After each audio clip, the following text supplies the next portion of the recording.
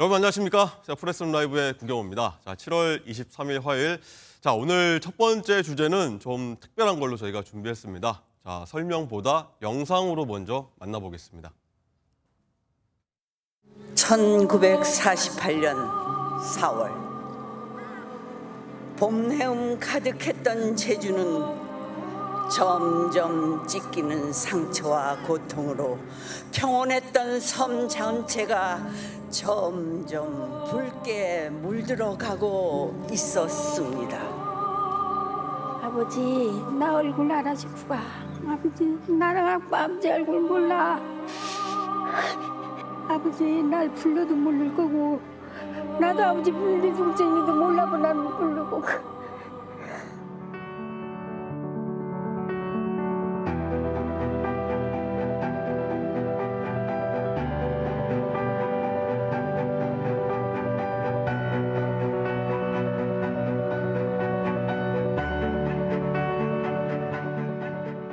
아버지, 이거 아버지 담수가.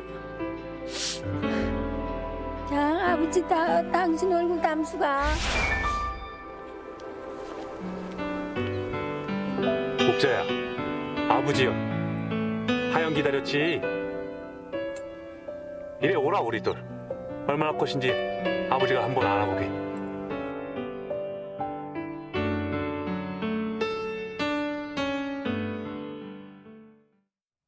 네, 어떻게 보셨습니까? 자, 지난 4월입니다. 제주 4.3 사건 희생자인 김옥자 할머니의 부친과의 만남이 무려 76년 만에 바로 이 AI를 통해서 가능했다고 합니다. 자, AI 산업이 발달하면서 앞서 보신 영상 복원은 물론이고요. 자, 이 사진처럼 과거 오래된 사진 한 장도 영상으로 보관을 할 수가 있다고 합니다. 관련 내용, 자, 생성형 AI 관련 국내 최고 전문가입니다. 김덕진 IT 커뮤니케이션 연구소장과 함께 얘기 나눠보도록 하겠습니다. 안녕하십니까? 네, 안녕하세요. 반갑습니다. 김덕진입니다. 자, 저 앞서 영상 네. 봤는데 굉장히 뭉클합니다. 그러니까요. 그 말씀 주신 것처럼 이 AI 기술이 어디까지 할 수 있는가 했을 때 우리에게 좀 놀라움을 주는 부분인 것 같아요. 예. 근데 실은 말씀드리고 싶은 게 저기서 들어간 기술들이요.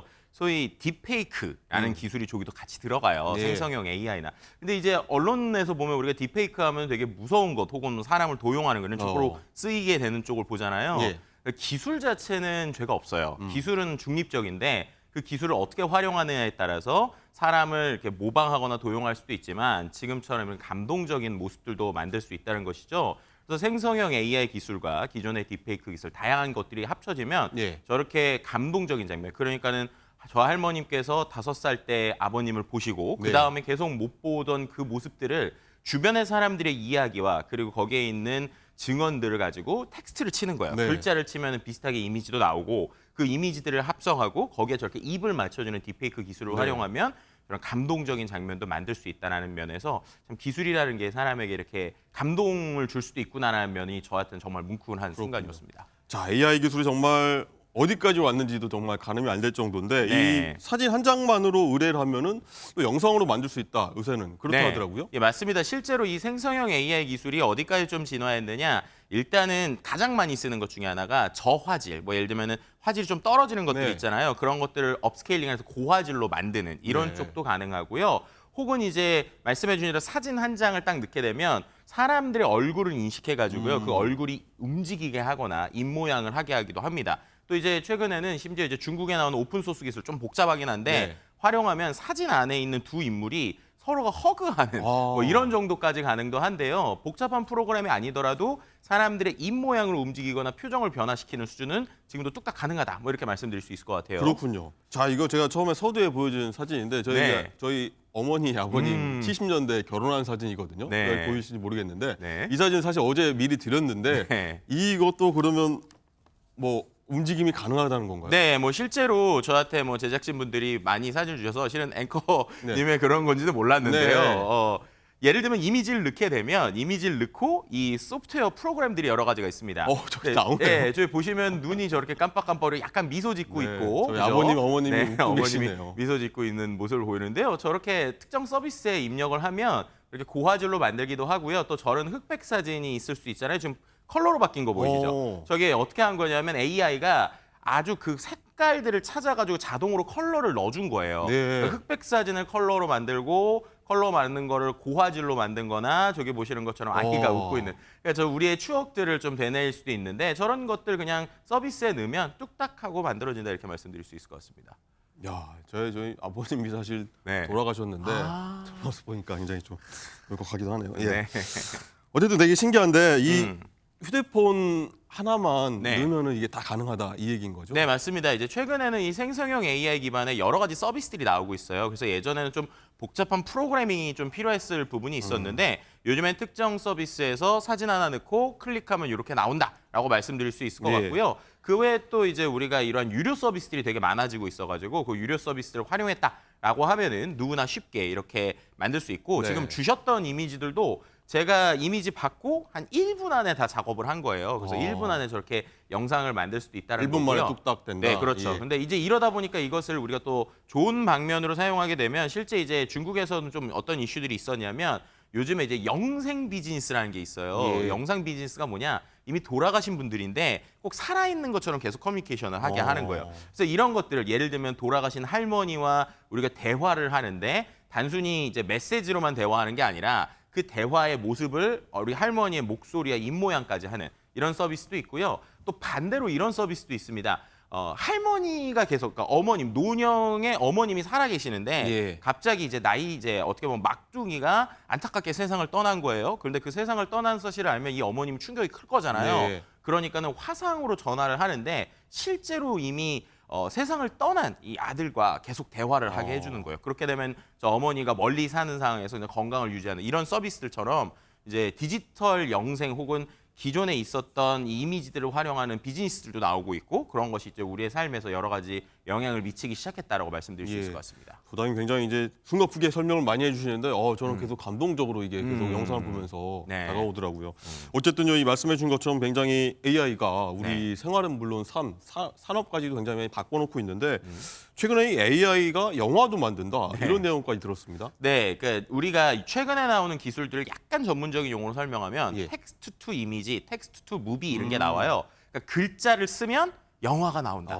글자를 쓰면 이미지가 나온다 이런 건데요. 실제로 우리나라의 부천 국제 판타스틱 영화제에서 AI 영화 부분이 신설이 됐고요. 예. 그 안에서 영화를 시상을 하고 있습니다. 그다음 지금 보시는 영화 같은 경우에는요, 실제로 이제 해외에서 있었던 두바이에서 있었던 영화제에서 상을 탄 영화들이라고 보시면 될 것 예. 같은데. 저게 만들 때요 우리가 카메라로 찍거나 컴퓨터 그래픽을 복잡하게 하는 게 아니라 네. 그냥 글자를 치는 거예요. 야. 특정 글자를 쳐서 저 영상의 어떤 상황을 얘기를 해주면 이 프로그램들이 한 10초에서 15초짜리 영상들을 이렇게 뽑아줍니다. 예를 들어 뭐 이렇게 모자를 쓴 할머니를 그려줘라고 하면 영상이 만들어진다는 네, 그럼 거죠? 네, 지금 같은 경우는 뭐 호박을 볶고 있는 괴기스러운 해골 뭐 이런 식으로 하면은 10초 영상 정도가 나오는데 그런 것들을 붙이고 조합하면 저 정도 퀄리티는 지금 나오고 있다라고 보시면 될 것 같고요. 그러다 보니까 예를 들면 5분, 10분짜리를 만들 때 예전에 이제 제작을 한다고 그러면 그래도 촬영하고 뭐 하면 오래 걸리잖아요. 예. 근데 저렇게 만드는 게 한 3일 정도 걸렸고 비용도 이제 컴퓨터 자기가 원래 있는 시스템에서 했기 때문에 네. 뭐 추가적인 장비를 구매한 건 아니지만 원래 컴퓨터가 좋긴 하셨지만 그 컴퓨터에 전기세 내고 이제 자기가 썼던 상상력으로 영화를 이렇게 만들었다 이렇게 말하고 있는 상황입니다. 그렇군요. 누구나 감독이 영화 감독 될 수 있다 이런 얘기처럼 들리기도 하는데 네.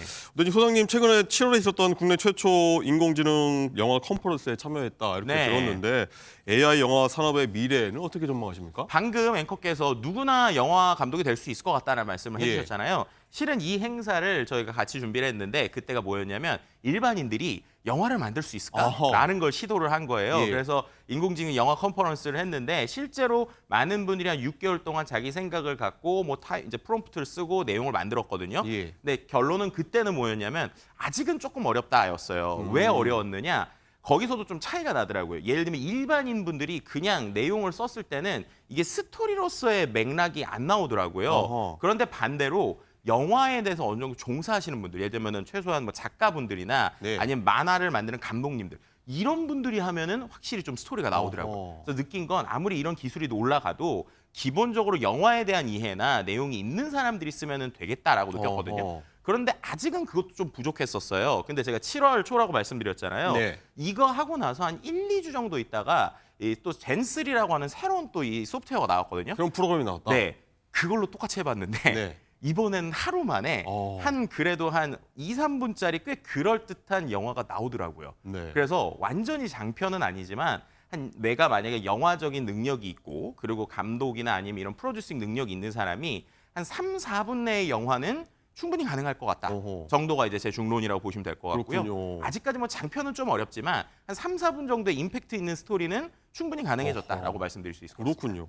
자, 영화뿐만 아니라 이 짧은 뭐 광고는 네. 뭐 30초 이내 아니겠습니까? 네네, 이런 건 그렇죠. 정말 금방 만들겠어요. 네, 그러니까 이거 같은 경우에도요 기술력의 변화를 좀 볼 수 있는 게 2023년 11월 정도에 맥도날드에서 할로윈을 이제 생각하면서 그때에 좀 광고를 하나 만들었었거든요. 네. 근데 그때 광고는 정말 할로윈이라서 이제 되게 괴기스러운 느낌이 났어요. 근데 최근에 나오는 뭐 2024년 6월에 나오는 영상들 같은 아주 자연스러운 영상들이 나오고 지금 보시더라도 과거에 우리나라의 인물들 있지 않습니까? 아주 이제 전 세계 이제 우리나라 중요한 역사적 네, 뭐 인물들이 세종대왕, 이순신 저런 장군. 분들 이제 입을 저렇게 움직이면서 예. 영화를 하기도 만들기도 하고요. 지금 보시는 장면 같은 경우에는 실제 우리나라 맥주를 가지고 이제 광고를 어허. 만드는 건데 저런 것 같은 경우에는 합성으로 이미지를 만들고 그 안에서 특정 부분만 움직이게 한다든지 이런 형태. 그리고 지금 같은 경우도 생성형 AI를 처음부터 끝까지 쓰는 게 아니라 기존에 있는 영상에다가 예전엔 컴퓨터 그래픽 하려면 되게 시간과 비용이 많이 들었잖아요.